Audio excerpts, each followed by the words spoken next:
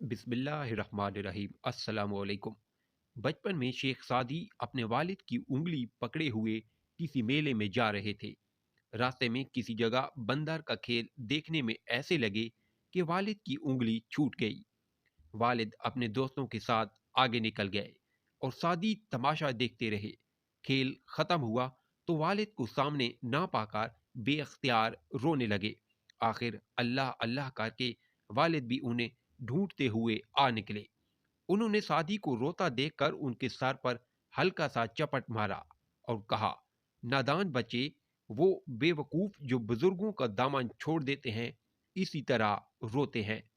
सादी कहते हैं कि मैंने सोचा दुनिया को ऐसे ही पाया, एक मेले की तरह।